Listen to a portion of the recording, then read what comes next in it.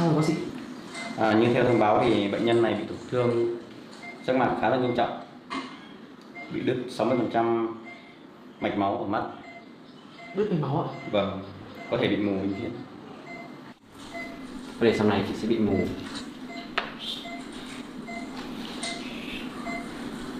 Tôi bị mù thật là bác sĩ?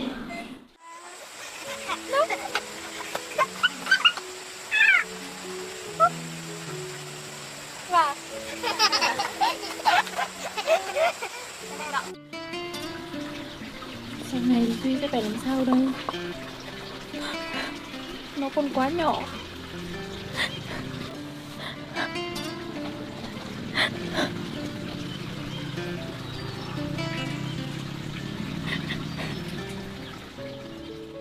O sol do final da tarde lançava um brilho dourado sobre a vila às 14h27, mais 07, de domingo, 18 de maio de 2025, seus raios quentes filtrando-se pela exuberante vegetação do jardim de LY2N, onde ela se ajoelhava entre fileiras de vegetais, suas mãos cuidando gentilmente das flores murchas.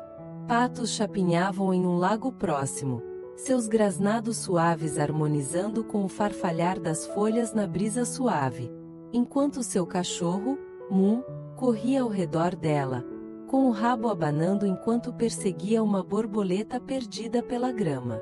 O ar estava espesso com o cheiro terroso de solo úmido e a frágil fragrância de jasmim, um cenário sereno para a manhã tranquila de Tio N. Ela limpou o suor da testa, sua voz terna ao chamar. Moon, o que você está fazendo? Man! Moon, venha cá. O que você anda aprontando, pequeno? Moon latiu alegremente, cutucando a mão dela com o focinho molhado, e Tio N não pôde deixar de rir baixinho. Você está tão brincalhão hoje, não está? A quilômetros de distância, em um escritório modesto com vista para um movimentado canteiro de obras, Kien, o homem bondoso que passou a se importar profundamente com Tio N, estava sentado à sua mesa, a luz da tarde brilhando no capacete de segurança apoiado ao lado dele. O local lá fora era uma colmeia de atividades. Trabalhadores em coletes laranja brilhantes moviam-se com propósito, seus gritos misturando-se ao ruído rítmico da maquinaria enquanto um guindaste içava uma pesada viga de aço para o lugar.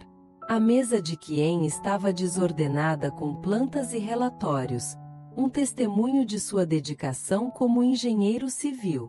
Ele pegou o telefone, sua expressão focada, mas tingida de preocupação, e discou para o líder de sua equipe, sua voz firme, mas carregando uma corrente de urgência. Alô? É o Kien. Como está o andamento do projeto? Algum atraso que eu deva saber? Uma voz crepitou na linha, calma e profissional. O trabalho está indo bem, chefe. Estamos dentro do cronograma. Está tudo estável. A fundação da nova ponte está quase completa, e o moral da equipe está alto. Kien assentiu, embora sua testa franzisse ligeiramente ao anotar algo em um bloco próximo. Que bom ouvir. Passarei por lá mais tarde para verificar as coisas pessoalmente. Certifique-se de que a mistura de concreto esteja dentro do padrão. Não quero problemas no futuro. O líder da equipe o assegurou. Já estamos cuidando disso, senhor. Verificamos tudo 2 vezes. Kien desligou, recostando-se na cadeira, seus pensamentos divagando para longe do canteiro de obras, para Tio N e seu filho, Dui. Kien conhecia Tio N há anos, vendo-a criar Dui com determinação inabalável, apesar dos desafios de ser mãe solteira em uma pequena vila. Sua resiliência, sua força silenciosa, haviam conquistado seu coração há muito tempo, mas notícias recentes lançaram uma sombra sobre seus sentimentos. Sua visão estava se deteriorando, e os médicos haviam dado um prognóstico sombrio. O olhar de Kien suavizou enquanto ele olhava pela janela, o zumbido distante do local desaparecendo ao fundo. Preciso encontrar uma maneira de ajudá-la, murmurou para si mesmo, sua voz mal acima de um sussurro. Não importa o que aconteça, vou cuidar dela e do Dui. Ela não merece enfrentar isso sozinha. Ele se levantou, pegando sua jaqueta e capacete, determinado a visitar o local para clarear a mente, esperando que o ritmo familiar do trabalho acalmasse seus pensamentos acelerados. De volta em seu jardim, Tio N se levantou, limpando a terra das mãos, o coração pesado de preocupação. Ela olhou para os patos, seu andar despreocupado, um contraste gritante com a tempestade se formando dentro dela.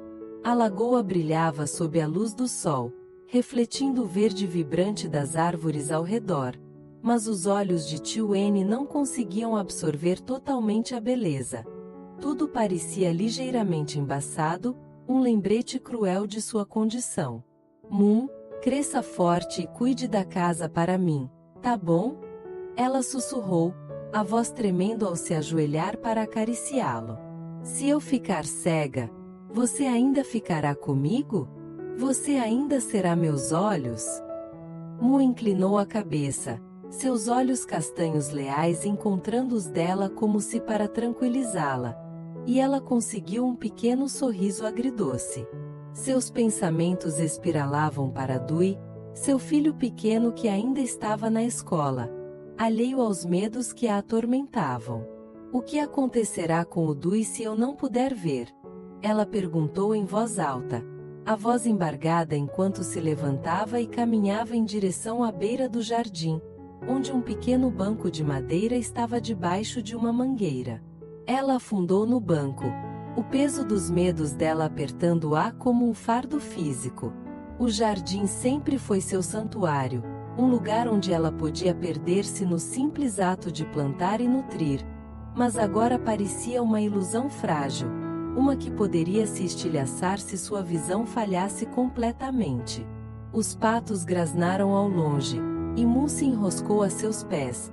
Mas mesmo a presença deles não conseguia dissipar o calafrio de seu pavor enquanto a tarde se desenrolava, cada momento tingido de incerteza.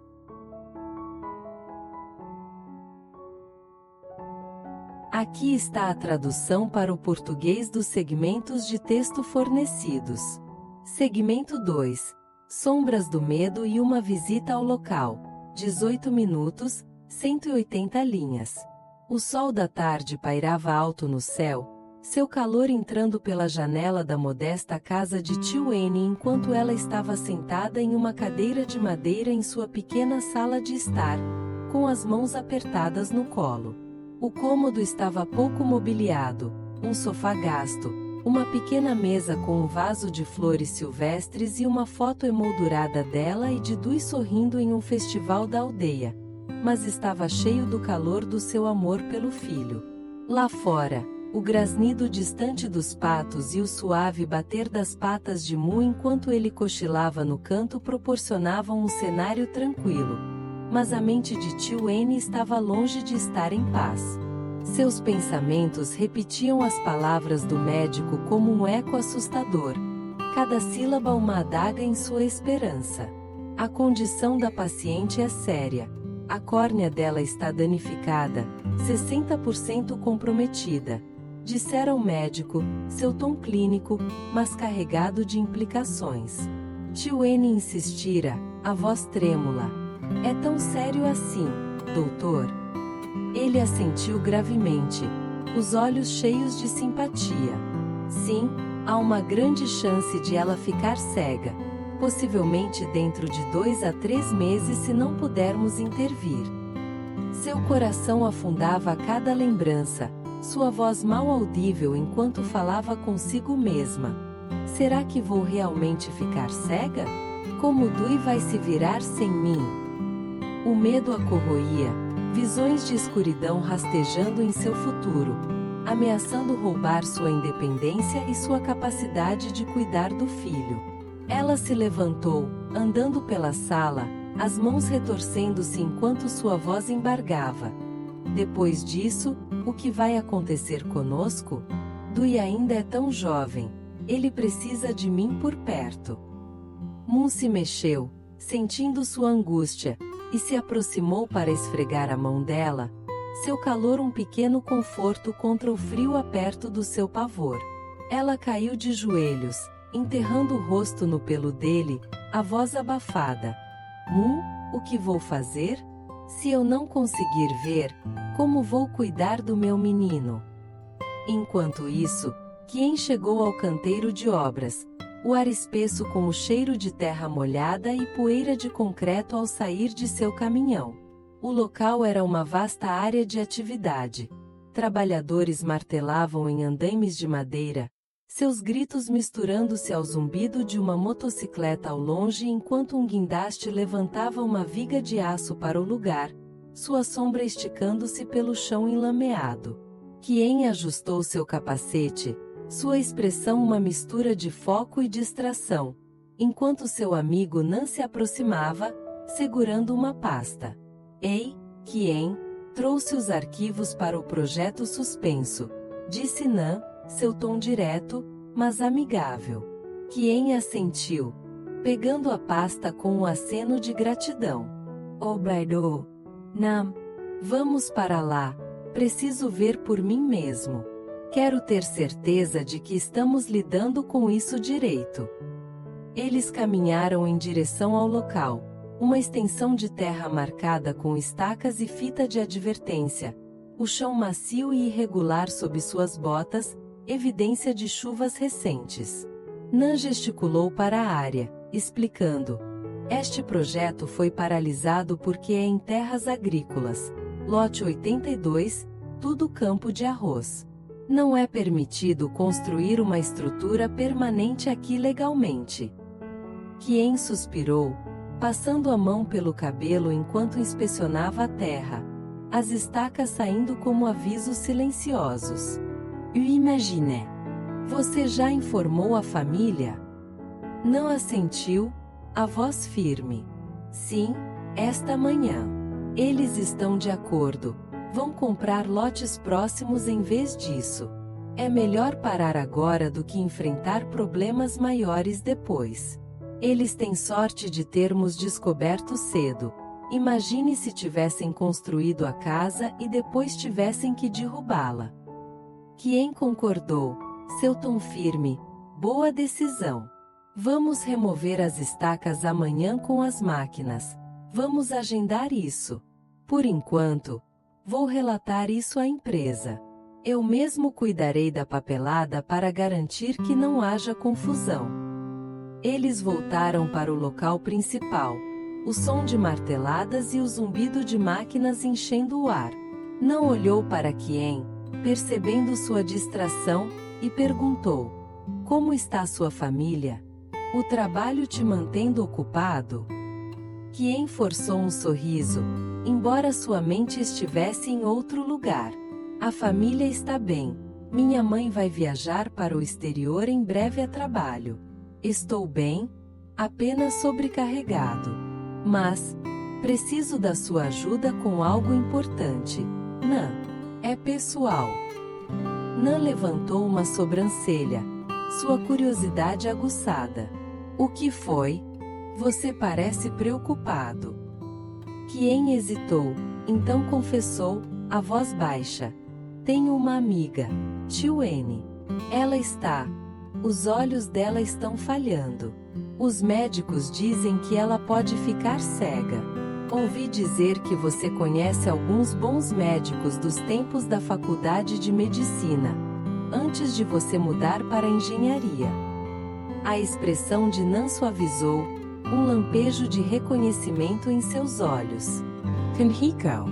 Ainda mantenho contato com alguns colegas que são especialistas agora. Não se preocupe, vou contatar meus contatos. Vamos conseguir o melhor tratamento possível para ela. Os ombros de Quien relaxaram, a gratidão evidente em sua voz. Obrigado. Nam. Ela é mãe solteira, criando o filho, Dui, sozinha. Eu me importo muito com ela. Não posso deixá-la enfrentar isso sozinha. Nan assentiu, colocando uma mão reconfortante no ombro de Quien. Entendu. Se ela é importante para você, também é importante para mim. Farei algumas ligações hoje à noite e verei o que consigo arranjar. Há quanto tempo ela está lidando com isso? Quien suspirou, a voz pesada. Tem piorado nos últimos meses. Os médicos dizem que ela pode perder a visão completamente em 2 a 3 meses se não agirmos rápido. Estou disposto a pagar o que for preciso. Só quero que ela fique bem. Nan deu-lhe um olhar determinado. Vamos dar um jeito. Quien? Vamos focar em levá-la a um especialista primeiro. Manterei você atualizado. Quien conseguiu um pequeno sorriso, o coração mais leve com a promessa de ajuda. Mas o peso da luta de Tio N permaneceu enquanto ele voltava sua atenção para o local, as estacas no chão, um lembrete dos obstáculos que ambos enfrentavam. O sol do final da tarde baixava, projetando longas sombras sobre o jardim de Tio N quando Quien chegou, sua motocicleta levantando uma leve nuvem de poeira no caminho de terra. O jardim era uma mistura de verde, fileiras de legumes, um galinheiro instável no canto e patos espirrando na lagoa próxima. Tio N estava sentada em um pequeno banco, as mãos tremendo enquanto segurava uma xícara de água, os olhos distantes com preocupação. Quien estacionou sua moto e se aproximou, sua voz gentil, mas firme. Tio N, vim assim que pude. Como você está se sentindo? Ela levantou o olhar, forçando um sorriso, mas a voz traiu seu medo. Estou bem, Quien. Apenas assustada. E se meus olhos não melhorarem? Quien ajoelhou-se ao lado dela, o olhar firme. Não diga isso. Seus olhos vão curar, eu prometo. Falei com Nan hoje, e ele já está contatando alguns dos melhores médicos que conhece. Vamos conseguir tratamento para você, custe o que custar. Os olhos de Tio N encheram-se de lágrimas, a voz embargando. Mas e se não funcionar? Se eu ficar cega, como vou cuidar de Dui? Quien pegou a mão dela, o tom inabalável. Você não enfrentará isso sozinha. Eu cuidarei de Dui. E de você. Sempre o vi como meu próprio filho. Aconteça o que acontecer, estou aqui. Ela assentiu, um lampejo de esperança em seus olhos. Obrigado, Quien. Não sei o que faria sem você. Ele sorriu, levantou-se e pegou uma enxada no galpão. Vamos distrair sua mente um pouco. Não estou trabalhando hoje. Que tal eu te ajudar com o jardim? Tio N hesitou, olhando para o pedaço de terra irregular que ela planejara arar. Você não precisa. É trabalho duro, e você já fez tanto. Quien balançou a cabeça, já arregaçando as mangas. Papa-chan, Você precisa descansar. Acabou de sair do hospital. Deixe-me cuidar disso. Ela cedeu, um pequeno sorriso brincando em seus lábios enquanto lhe entregava uma pá. Tudo bem, mas não se esgote. Você está sempre tão ocupado. Eles trabalharam lado a lado, o som rítmico da enxada quebrando o solo, um contraste calmante com a turbulência no coração de Tio N. Moon dormia pacificamente por perto, seus roncos suaves misturando-se aos grasnidos dos patos enquanto o jardim ganhava vida sob seus cuidados. Quien olhou para o galinheiro, suas ripas de madeira desgastadas e inclinadas. Esse galinheiro já viu dias melhores, não é? ¿Planeja derrubarlo para Lena? Tiểu nữ assenti, ensugando a testa. Sim, está lá desde sempre. Vou reconstruí-lo depois, talvez depois de plantar mais legumes. Quien sorriu, cavando o solo. O que você vai plantar em seguida? Este local parece perfeito para uma nova fileira. Estava pensando em semear um pouco de espinafre e feijão, talvez um pouco de glória da manhã também, respondeu ela, a voz mais leve agora. Kiêng assenti aprovado man. Boas escolhas para esta estação. Vou buscar algumas sementes para você depois. Vi uma loja no caminho para cá. Tio N sorriu, o coração se alegrando com a bondade dele. Você não precisa fazer isso, Kiêng. Ele a dispensou com a mão, o tom brincalhão.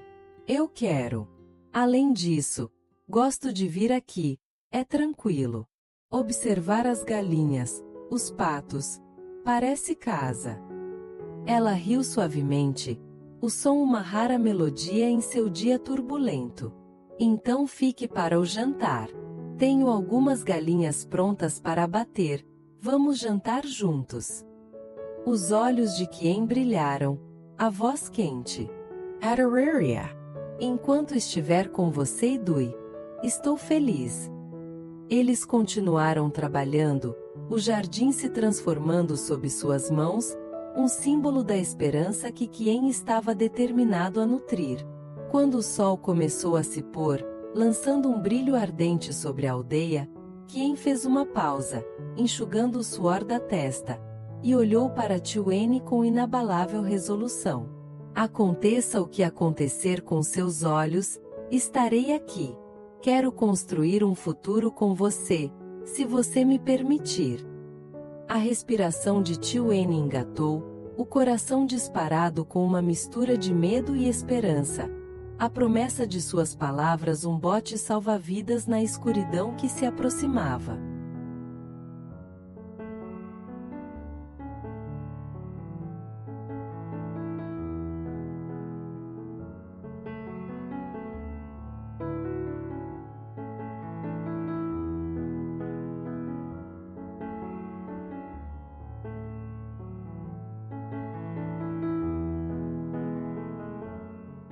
Director, who had lost her husband several months before, I invited Phyllis to have lunch with me the next day, and we quickly established some common ground.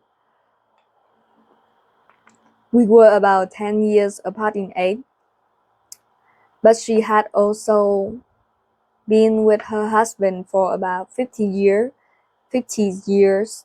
She talked of how they met and what their life had been like. And I could tell by her stories and the warmth of her tone of voice that she, too, had a happy marriage. Then it was my turn, and all I could do was cry as I told the story of my own husband's Sabbath.